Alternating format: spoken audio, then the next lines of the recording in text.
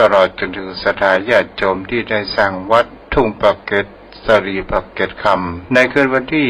16เวลา2 ทุ่มมีการเจริญพุทธมนต์สวดมนต์ธรรมจักรกับปวัตนสูตรในวันที่17มีการทำบุญสืบชะตาหลวงและถวายมหาสังฆทานแด่พระภิกษุสงฆ์ที่ได้กราบนานิมนต์มาในงานประเพณีส่งน้ำองค์พระธาตุเจดีย์สรีปากเกร็ดคำศรัทธาญาติโยมท่านใดที่มีความประสงค์จะถวายอย่างสังฆทานแด่พระภิกษุสงฆ์ผู้กระเจ้าชุดละ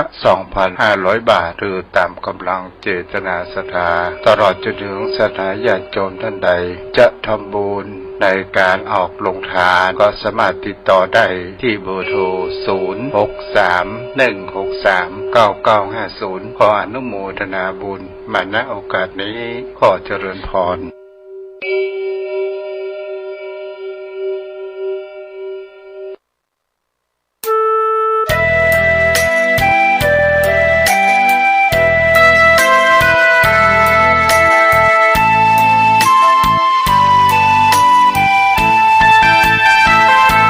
ฝากท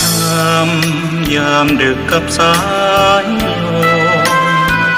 เพื่อความสุขสมทวนทั่วทุกหัวใจถึงคนทั้งโลกซึ่งอยู่แดนไกลจากคณะสงฆ์เชียงใหม่ที่ได้ตั้งใจเทศกลอนป่านนี้ศรัทธาลับหรือยังหรือกำลังฟังคลื่นนี้กันอยู่หนอขอจงตั้งใจฟังให้เพียงพอฟังด้วยหัวใจจดจ่ออย่าท้อและถอยเลยคืนไหนถ้ามีเวลาว่างจดหมายมาบ้างอย่าทำเงียบเฉยหรือโทรศัพท์เข้ามาติชมเชยถามปัญหาเถิดเอ่ยจะเฉลยให้สุนทรฝากทำนี้มาช่วยย้ำเตือนอย่าลืมอย่าเลือนน้ำคำที่พร่ำสอนสังคมวุ่นวายสุดแสนอาวรณ์วันกลัวโลกจะรุ่มร้อน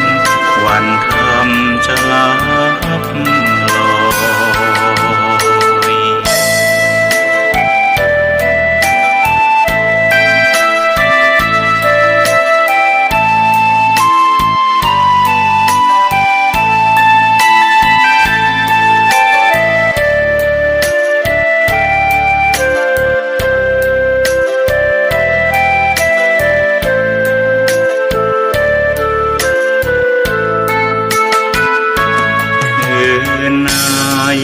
ถ้ามีเวลาว่า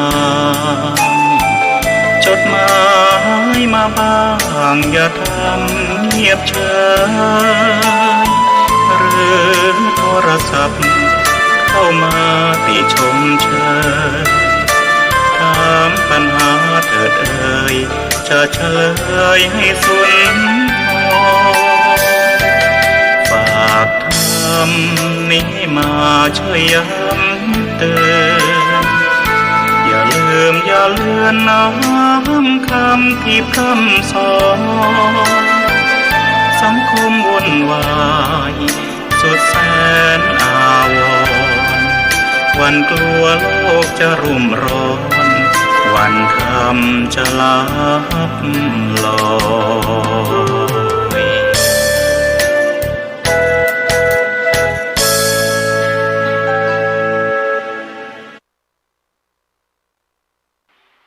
สุดสูสังละพัตเตปุญญังการฟังด้วยดีย่อมเกิดบุญขอเจริญสุขญาติโยมท่านผู้ฟังทั้งหลายอันเป็นที่รักที่นับถือของตุเจ้า วันนี้รายการธรรมะก่อนนอนก็มาพบกับท่านทั้งหลายอีกเช่นเคยณทางสถานีวิทยุศูนย์การเผยแผ่ธรรมคลื่น 104.50 ออกอากาศที่วัดฝายหินอำเภอเมืองจังหวัดเชียงใหม่รายการนี้ตุเจ้าวัดหนองตองหางดงจังหวัดเชียงใหม่มาพบกับญาติกับโยมเป็นประจำทุกวันอังคารทุกวันอังคารตั้งแต่เวลาเดี๋ยวนี้เป็นต้นไปท่านทั้งหลายตุเจ้าต้องขออนุโมทนาขอบใจต่อทุกท่านนะที่คอยให้กำลังอกกำลังใจติดตามฟังรายการนี้มาด้วยดีตลอดทุกท่านนั้นล้วนแต่เป็นผู้ที่มีศีลมีธรรมอยู่ในจิตในใจอยู่แล้วจึงมีความกระตือรือร้นในเรื่องการฟังธรรมการปฏิบัติธรรมระยะนี้เราก็ต้องระมัดระวังหน่อยเรื่องฟ้าเรื่องฝนบางครั้งนั้นก็ทำให้พี่น้องญาติโยมเดือดร้อนพอถูกลมมาพัดเอาบ้านเอาอะไรตลอดจนพืชผลการเกษตรทั้งหลายนั้นต้องถูกลมพัดบางต้นเป็นต้นไม้ยืนต้นต้องหักต้องโค่นพืชที่ล้มลุกก็ลาบไปตามหน้าของดินก็เสียหายกันเยอะหลังคาก็ปลิวว่อนกระเบื้องสังกะสีก็ปลิวไปตกที่อื่นก็มีบางที่บางแห่งบางหนยกไปทั้งหลังคาบ้านก็ยังมีเกิดความเสียหายขึ้นมากเพราะภัยธรรมชาติเรื่องฟ้าเรื่องฝนเรื่องลมแรงเหล่านี้เป็นต้นวัดก็ถูกพายุกระหน่ำหลายวัดศาลาโบสถ์วิหารกุฏิของพระปิววันต่างก็ได้รับความเดือดร้อนแต่ก็ดีใจนะคนไทยเราทุกคนนั้นมีน้ำจิตน้ำใจช่วยเหลือกันเกื้อกูลกันเกิดภัยพิบัติที่ไหนเราก็ช่วยกันวัดเจอสิ่งเหล่านี้ญาติโยมก็ช่วยวัดบ้านเจอวัดก็ช่วยโยมเรียกว่าเราต่างคนต่างก็อนุเคราะห์ซึ่งกันและกันเห็นอกเห็นใจกันเรื่องของภัยธรรมชาติเนี่ยมันห้ามกันไม่ได้แต่เขาก็บอกเตือนไว้ก่อนแต่เราก็คิดว่ามันคงไม่มาเกิดที่บ้านเรานะ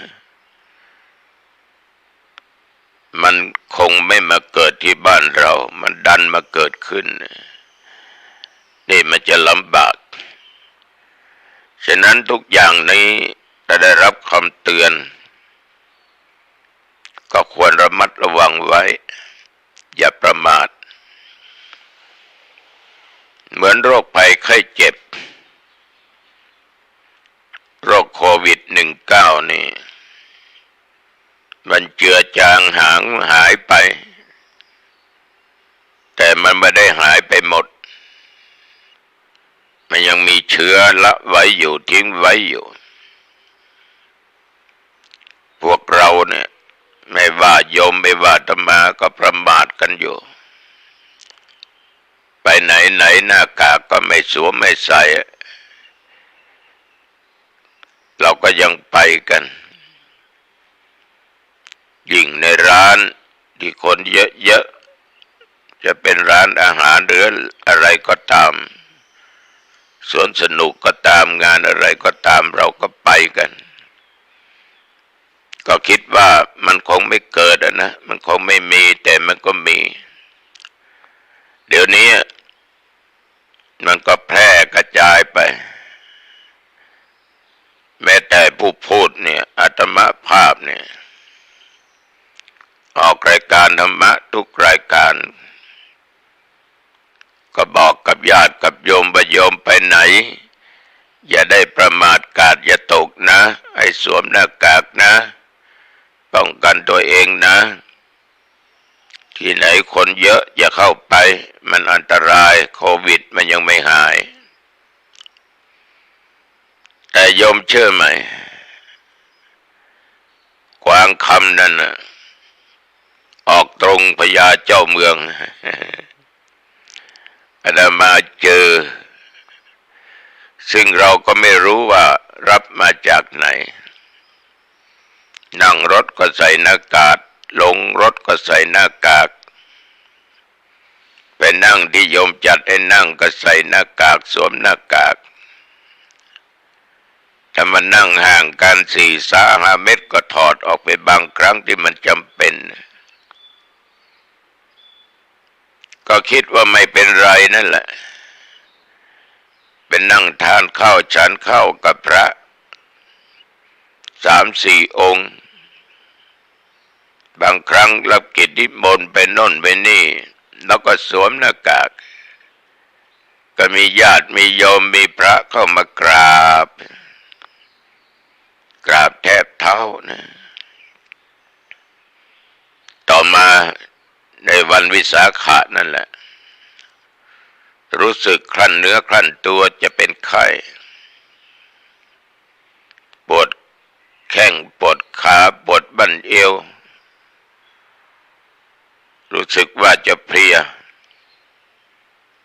ก็ยังออกงานอยู่2-3 งานฉันเป็นแล้วก็กลับมานอนพักผ่อน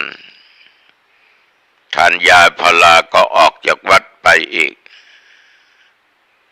กลับมาก็มานอนพักผ่อนตกเย็นมาอาบน้ำใส่ผ้าเรียบร้อยก็ยังออกไปทำกิจนิมนต์ก็คงไม่เป็นไรนะก็รู้สึกว่าเจ็บคอเสียงแหบเสียงแห้งไอขึ้นมาญาติทั้งหลายก็บอกบ้านยังไม่ตรวจดูเกิดเป็นโควิดในวันที่5ตอนเย็นนั้นก็ตรวจดูผลปรากฏว่าได้2 ขีดเลื่อนขั้นขึ้นไป2 ขีดโยมทั้งหลายตื่นเช้ามาก็บอกให้โยมหมอก็มาตรวจแล้วก็ตกยาให้ก็ทานยาได้2-3 วันที่4นั้นขีดแรกก็เจือจางหายไปแต่ยังไม่หายสนิทยังมีอยู่1 ขีดต่อมาระยะระหว่างที่กำลังพูดเนี่ยก่อนที่จะพูดเนี่ยก็ได้ตรวจดูแล้วก็ขีด1นั้นเจือจางอีกขีด1นั้นยังแดงอยู่ แต่ว่าเจ็บคออะไรหายไป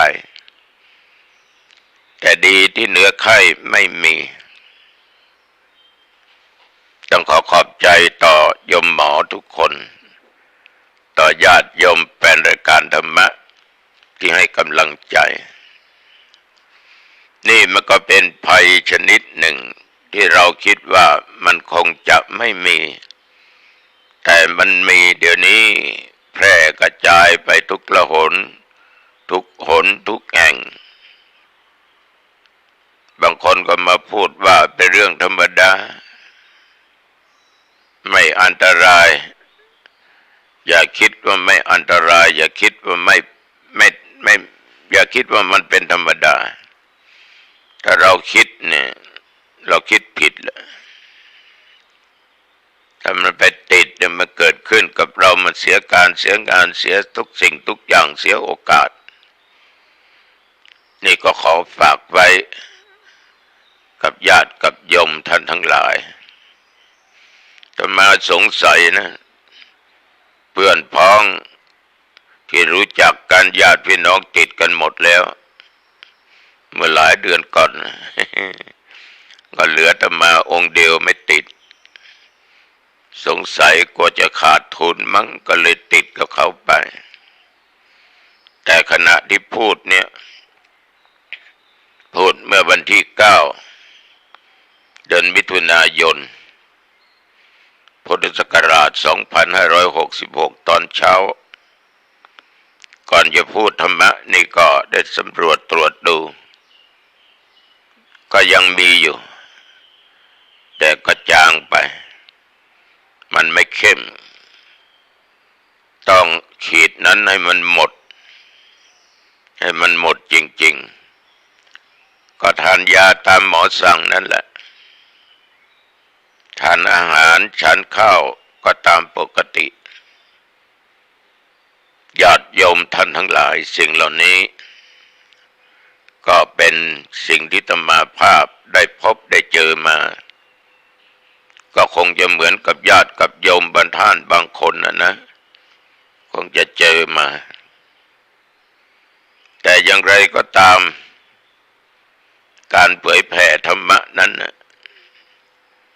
ตมาถือว่าเป็นหน้าที่และเป็นสิ่งสำคัญอาตมาเคยพูดเสมอว่าถ้าหมดลมหายใจเมื่อไหร่จะหยุดในการเผยแผ่ธรรมเมื่อนั้นถ้ายังมีลมหายใจเข้าออกมีกำลังก็จะเผยแผ่ธรรมขนาดว่าเจอโควิดนี่ยังเดินออกกำลังกายอยู่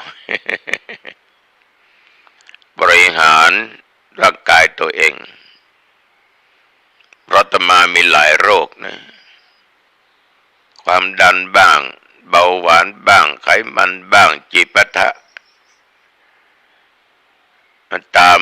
ติดมามันจะเอาไปให้ได้แต่ก็บอกในใจว่าอย่าพึ่งไปขอทำงานให้แก่พระพุทธเจ้าแก่พุทธศาสนาแก่พี่น้องประชาชนไป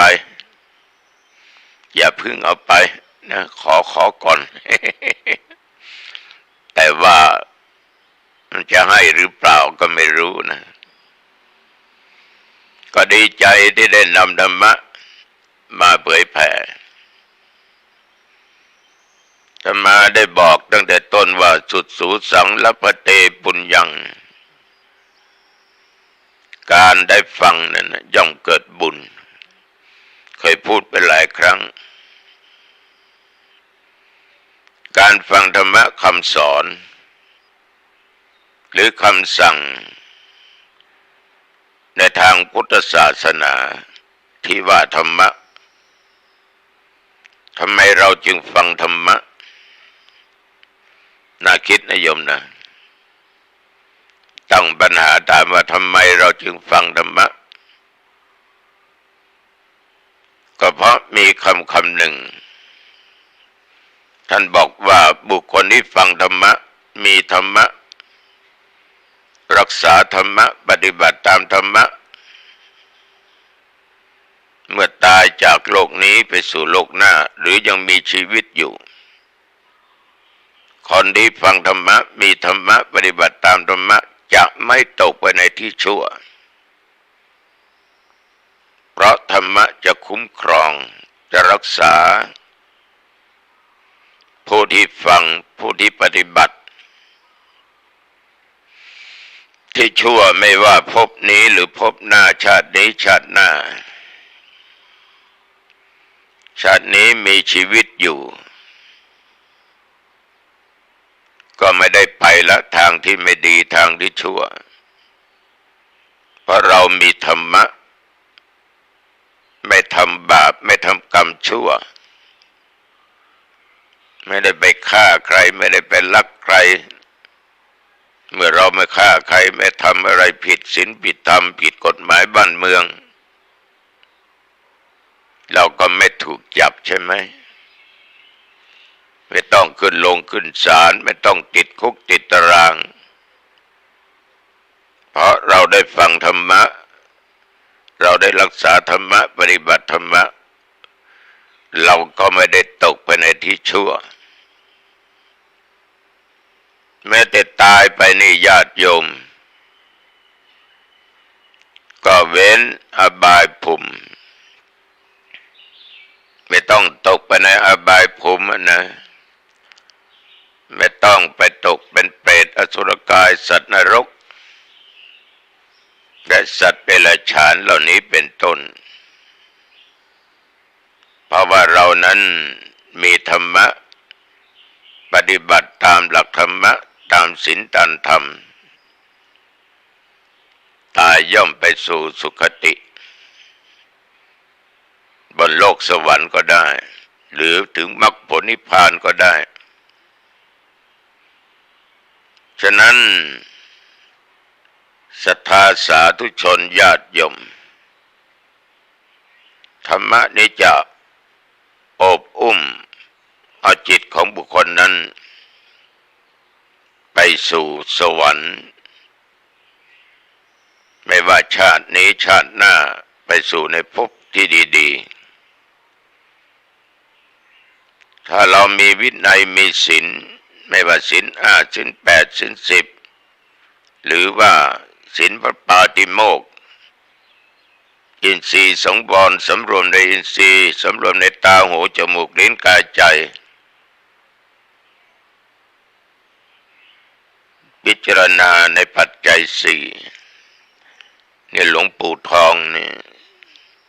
หรือพระพรหมมงคลนะอดีตเจ้าวาดวัดพระธาตุเจ้าศรีจอมทองเจ้าสำนักวิปัสสนากรรมฐานแห่งแรกในจังหวัดเชียงใหม่ของภาคเหนือหลวงปู่นั้นจะคบจะฉันจะอยู่อะไรแต่ละครั้งต้องพิจารณาเรื่องจีวรเรื่องบิณฑบาตเสนาสนะเภสัชต่างๆก่อนที่จะบริโภคหลวงปู่ท่านได้ปฏิบัติอย่างนี้มาด้วยดีตลอดแต่ทุกอย่างนั้นหลวงปู่ได้ปฏิบัติเพราะหลวงปู่ได้ศึกษาได้ฟังมาจากครูอาจารย์ฟังมาจากการเทศของครูบาอาจารย์การฟังนั้นโยมทั้งหลายพระเจ้าเคยพูดให้ฟังหลายครั้งว่าย่อมได้อานิสงส์ผู้ฟังย่อมได้ฟังสิ่งที่ยังไม่เคยฟังคือบางครั้งเราไม่รู้ไม่เคยได้ยินไม่เคยได้ฟังมาก่อนไปฟังพระองค์นั้นเทศองค์นี้เทศเราไม่เคยฟังก็จะได้ฟัง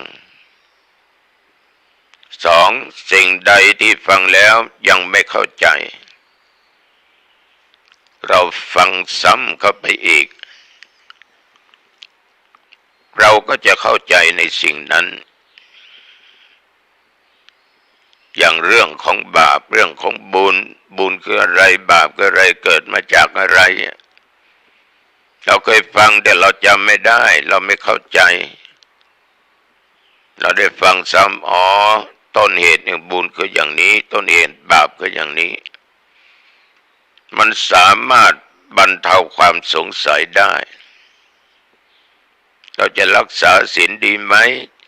จะฟังเทศน์ดีไหมจะให้ทานดีไหมจะฟังธรรมดีไหมเจริญเมตตาภาวนาดีไหมสงสัยทำไปแล้วจะได้รับผลเช่นไรบรรเทาความสงสัยได้บางท่านบางคนนี่เห็นผิดเป็นถูกเห็นถูกเป็นผิด ชั่วเป็นดีเห็นดีเป็นชั่วนรกไม่มีสวรรค์ไม่มีบาปบุญคุณโทษไม่มีบิดามารดาไม่มีพระคุณต่อลูกหรอกท่านมีหน้าที่เลี้ยงเรามาไม่ต้องไปทดแทนไม่ต้องไปตอบแทนหรอกสงสัยพอไปฟังคำเขาพูดเมื่อเราได้ฟังพ่อแม่มีพระคุณต่อเรามากท่านเลี้ยงเรามาตั้งแต่วันแรกที่เรามาปฏิสนธิตราบเราเกิดออกมาจนมีอายุปุณนี้เรามีวันนี้ได้เพราะพ่อแม่นี่ยอมทั้งหลายความสงสัยก็จะหายไปแล้วจะได้ทำความเห็นผิดเหล่านั้นให้ถูกต้องเพราะการฟังการปฏิบัติย่อมทำจิตใจของบุคคลนั้นให้ผ่องใสสะอาดจิตใจย่อมผ่องใสสะอาดดุจปุยฝ้ายนะญาติโยม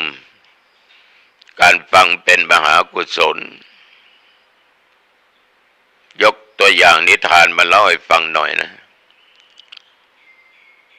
มีแม่ไก่ตัวหนึ่งวิ่งอยู่ในลานวัดไหนก็ไม่รู้นะคงไม่ใช่วัดหนองตองวัดหนองตองมีหมา4 ตัวมีแมวอีกถ้าพูดถึงหมานี่ญาติโยมวันศีลวันธรรมจะขึ้นไปบนวิหารนะทุกเจ้าขึ้นเน้นขึ้นญาติโยมขึ้นไปใส่บาตรมันจะเป็นนั่งหมอบเวลาธรรมากล่าวสัมโมทดิยกถาให้ธรรมะหมามันก็หมอบฟังนะอันนี้ไก่ตัวหนึ่งเนี่ยมันวิ่งอยู่ในวัดวันหนึ่งวิ่งไปวิ่งมาวิ่งมาวิ่งไปได้ฟังพระกำลังสาธยายธรรมอยู่แต่ก็ยังว่าโยมทั้งหลายขณะนั้นมีเหยี่ยวตัวหนึ่งเนี่ยบินมาก็มาจิกกินแม่ไก่นั้น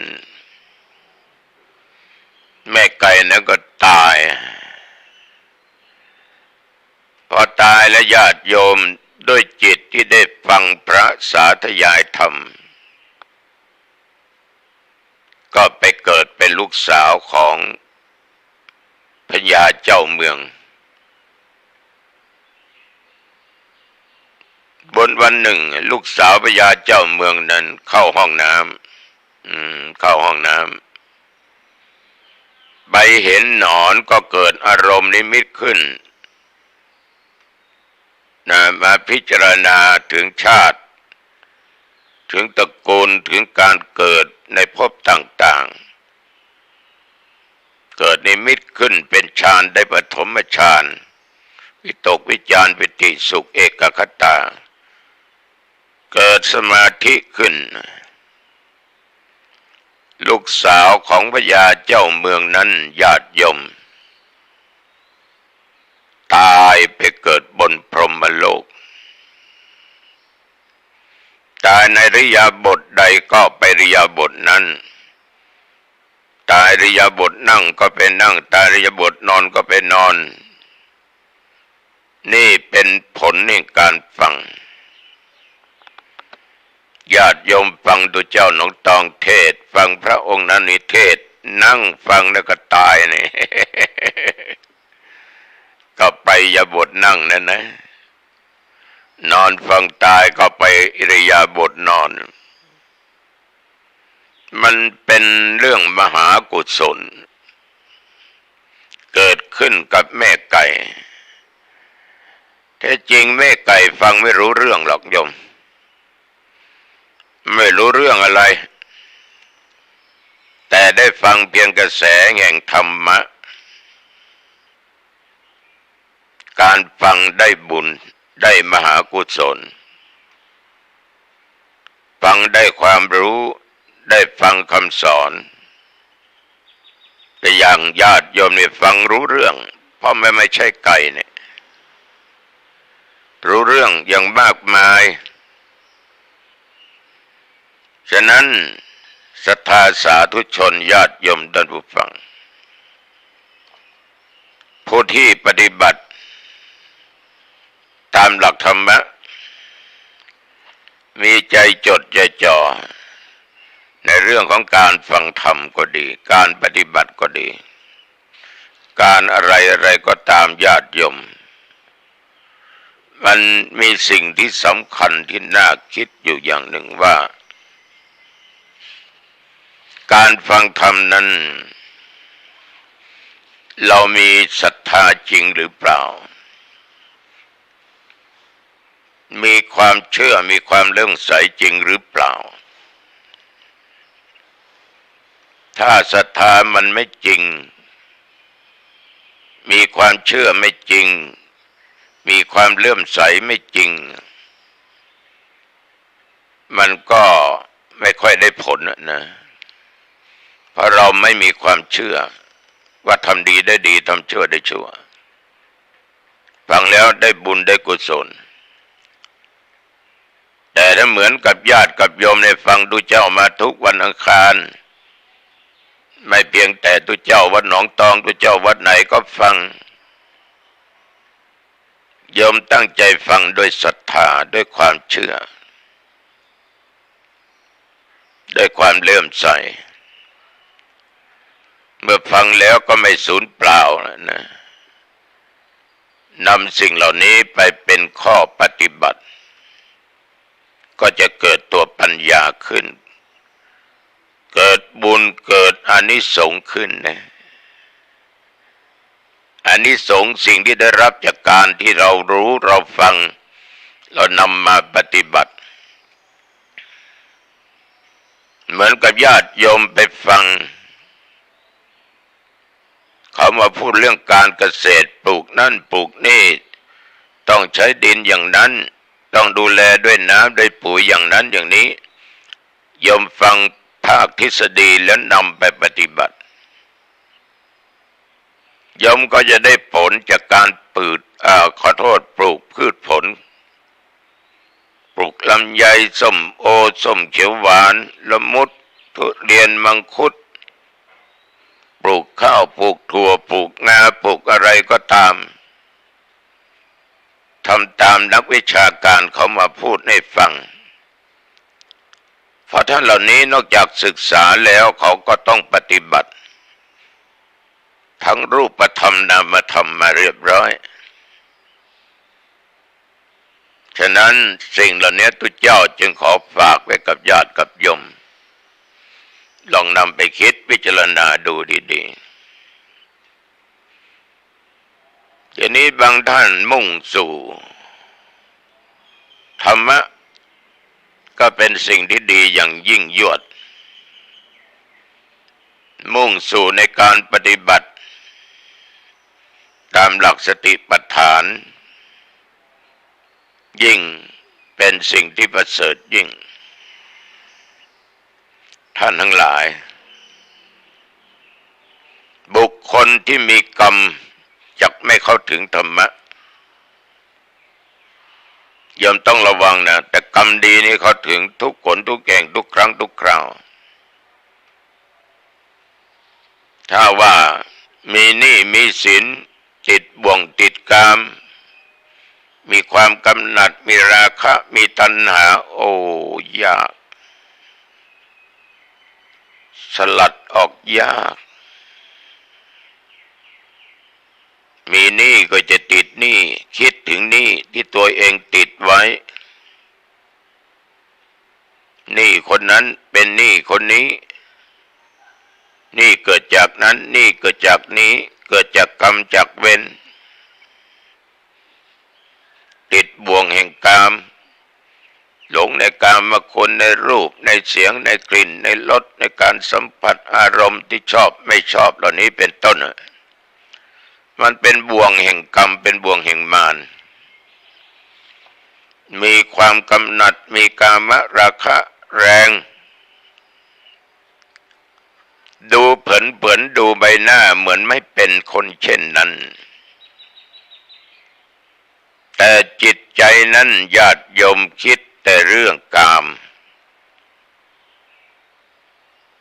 คิดแต่เรื่องกามเรื่องสวยเรื่องงาม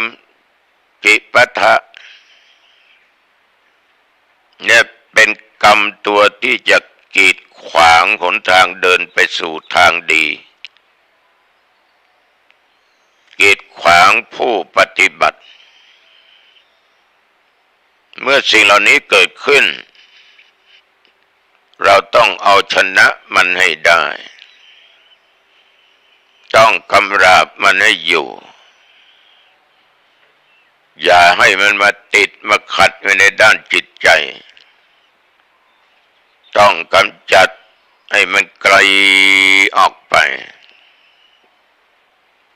ถ้ามันยังติดอยู่ใกล้อยู่นั้น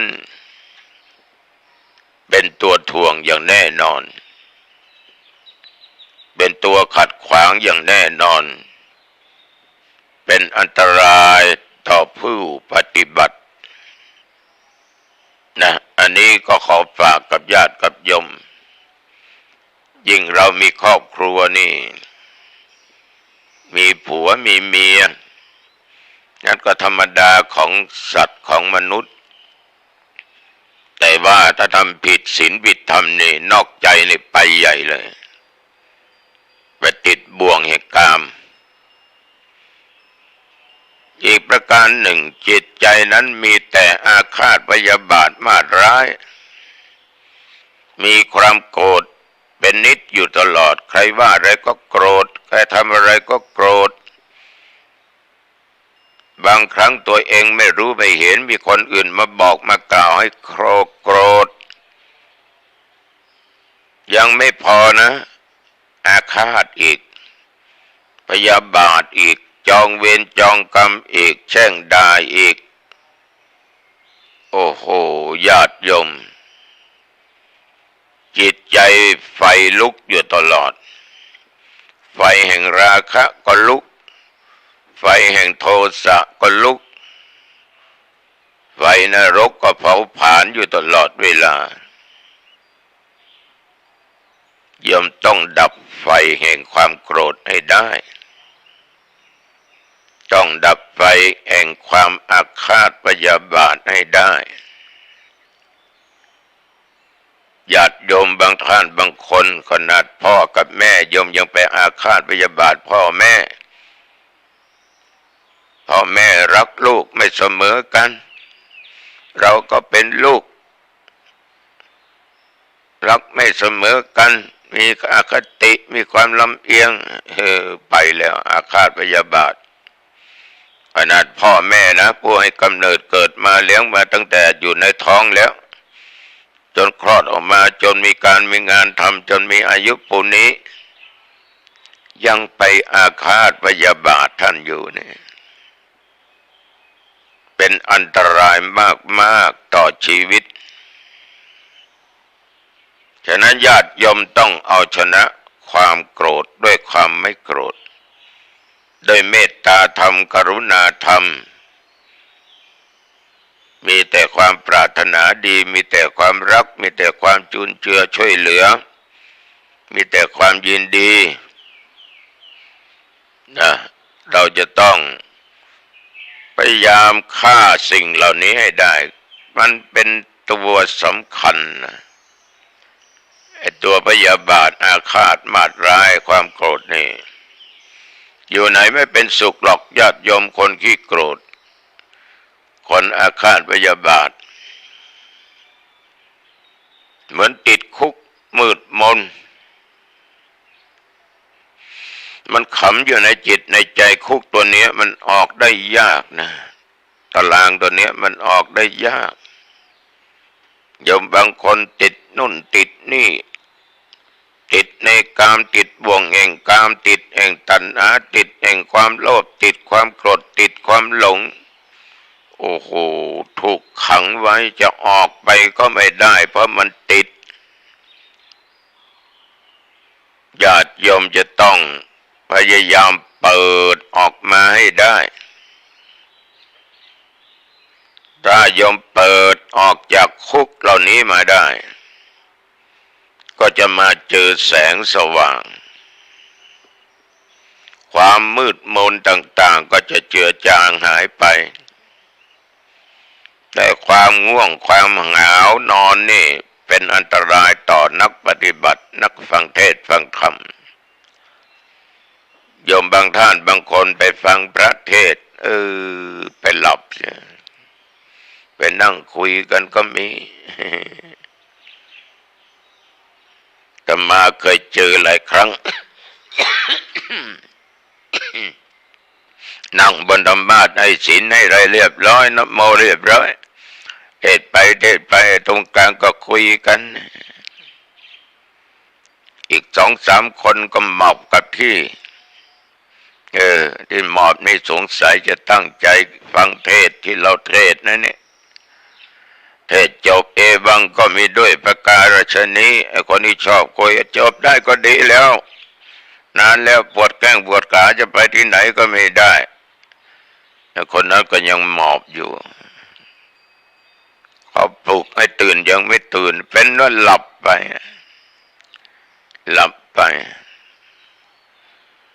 ญาติโยมฉะนั้นการง่วงเหงาหาวนอนนั้นบั่นทอนทุกสิ่งทุกอย่างทั้งการงานทั้งอะไรจิปัฏฐะ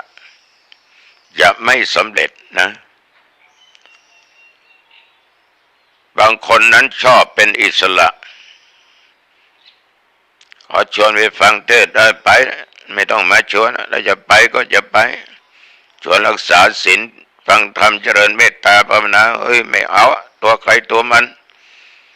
อย่ามาผูกมัดกันชอบเป็นอิสระอิสระ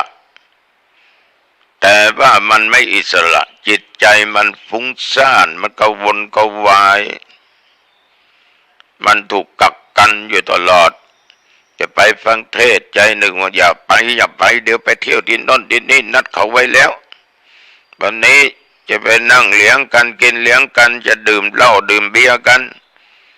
คนนั้นก็จะไปมีสาวสวยๆด้วยผู้ชายรูปหล่อด้วย มันชอบอิสระอย่างนั้นตกเป็นทาสญาติโยมแห่งความเป็นอิสระในทางที่ไม่ถูกต้องอีกประการหนึ่งไม่รู้จักทางหลงทางสงสัยบางคนนั้นปฏิบัติธรรมรักษาศีลก็มีความสงสัยว่ารักษาอย่างนี้จะถูกต้องไหมปฏิบัติอย่างนี้จะถูกต้องไหมบางทีก็ไปฟังอาจารย์องค์ใดองค์หนึ่งคนใดคนหนึ่งชี้แนะหลงเชื่อจริงไม่จริงก็ไม่เข้าใจนะระยะนี้ยุคปัจจุบันนี้ต้องระวังหน่อยนะคนตรงมีน้อยคนคดมีเยอะแต่ก็แปลกสังคมปัจจุบันเนี่ยคนเราชอบหลอกทั้งที่มันไม่จริงมันเป็นไปไม่ได้แต่เชื่อญาติโยมอาตมาเองขอฝากกับญาติกับโยมตามีไว้ดูหูมีไว้ฟังต้องระมัดระวังหูกับตาเนี่ยดูกับฟังเนี่ยต้องระวังเหมือนกับวัยรุ่นเราเนี่ยนะลูกๆหลานๆทั้งหลายนะไปฟังในบางสิ่งบางอย่างอาตมาก็รู้จักเขาเล่าให้ฟังเด็กเดี๋ยวนี้ไม่ฟังคำพ่อแม่เพราะเขาคิดว่าพ่อแม่ไม่มีพระคุณต่อเขาพ่อแม่เกิดมาต้องรับผิดชอบต้องเลี้ยงดูเราใหญ่โตขึ้นมาก็ไม่มีบุญมีคุณแก่กันยอมทั้งหลายคือไปฟังคนอื่นพูดแล้วก็หลงประเด็นเพราะเหตุไรเพราะต้องการเป็นอิสระตกอยู่ในทาสของความเชื่อที่มันเป็นอิสระในทางที่ไม่ถูกต้องดูต่อไป สังคมจะเดือดร้อนทุกวันนี้ลูกหลานเหลนนั่นนะไม่รู้จักพระคุณของพ่อแม่ปู่ย่าตายายครูอาจารย์เพราะเราไปสอนกันอย่างนั้นชาติศาสตร์กษัตริย์3 สถาบันนั้นเป็นหลักที่สำคัญประวัติศาสตร์ชาติไทยเราไม่ได้สอนกันวิชาจริยธรรมศีลธรรมหายไปเทคโนโลยีใหม่ๆเข้ามาทดแทนหมดสื่ออะไรทุกสิ่งทุกอย่างมาจากเทคโนโลยีเยาวชนเด็กมันก็ได้ดูได้อ่านได้ฟังกรอกหูทุกวันกรอกใจทุกวันมันก็ตกเป็นทาสแห่งความเชื่อที่ผิดไปต่อไปตัวเจ้าคิดว่าคนเรานี่มันตัวใครตัวมันแต่ทุกคนนั้นเมื่อถึงจุดถึงเวลาจะต้องเรียกหาพ่อเรียกหาแม่เรียกหาผู้ที่มีพระคุณเพราะคนอื่นนั้นมันจะเป็นที่พึ่งไม่ได้คนที่เราจะพึ่งได้ก็คือพ่อแม่ครูบาอาจารย์คนที่มีเมตตาต่อเรารักเราปรารถนาดีต่อเราช่วยเหลือเราสร้างเรามีชีวิตทุกวันท่านเหล่านี้แหละจะคุ้มครองดูแลให้ความช่วยเหลือคนที่เราไปเชื่อเขานั้นต่างคนต่างไปเขาไม่ดูแลหรอกเขาก็คิดว่าเราไม่มีพระคุณต่อเขาเลี้ยงยังไม่ได้เลี้ยงอะไรก็ไม่ได้ดูแลอะไรสักอย่างหนึ่งยิ่งไปใหญ่เขาจะไม่เอาใจใส่ดูแลเราหรอกเมื่อถึงคราวโจรตกอับทุกข์ยากลำบากถ้ามึงทำผิดมึงก็ติดคุกไปกูไม่ต้องติดสังคมมันจะเป็นไปอย่างนี้ฉะนั้นท่านทั้งหลายวันนี้อาตมาภาพเอาเรื่องการฟังเรื่องบุญเรื่องกรรมเรื่องอะไรจิปะทะสพเพเหระมาพูดให้โยมฟังในรายการธรรมะก่อนนอนก็มีความเข้าใจนะว่าคงจะเกิดประโยชน์ไม่มากก็น้อยต่อท่านผู้ฟังก็ขอฝากไว้ก็แล้วกันอย่าคิดว่าตัวเจ้าหนองตองอวดรู้มาสั่งมาสอนคิดว่าฟังไปตัวเจ้านำมาพูดก็ฟังไปแต่มาเองคิดว่านี่คือหน้าที่ของธรรมภาพต้องทำงานแก่พระพุทธศาสนาทดแทนพระคุณพระพุทธเจ้าผู้มีพระคุณทดแทนคุณบิดามารดาที่ให้กำเนิดเกิดเรามาทดแทนคุณครูบาอาจารย์อุปัชฌายะทดแทนพระคุณของญาติของโยมบาศกบาสิกาทุกสารทิศที่ให้การสนับสนุนอุปการะคุณมาด้วยดีตลอด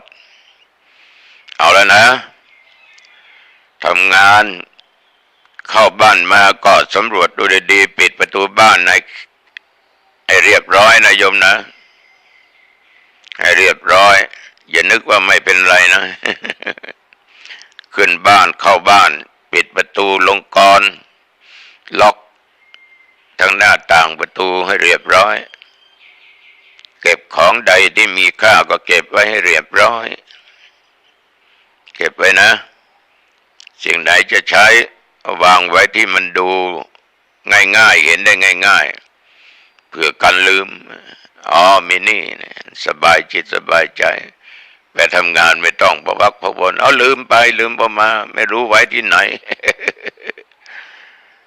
จะทานข้าวก็ทานจะทานของว่างก็ทานแล้วก็อาบน้ำล้างหน้าแปรงฟันอาบน้ำชำระร่างกายให้สะอาดชื่นอกชื่นใจก็ใส่ผ้าใส่ผ่อนที่เราชอบ มีห้องพระก็เข้าห้องพระไม่มีก็ห้องนอนนั่งบนเตียงก็ได้บนฟูกก็ได้กราบพระ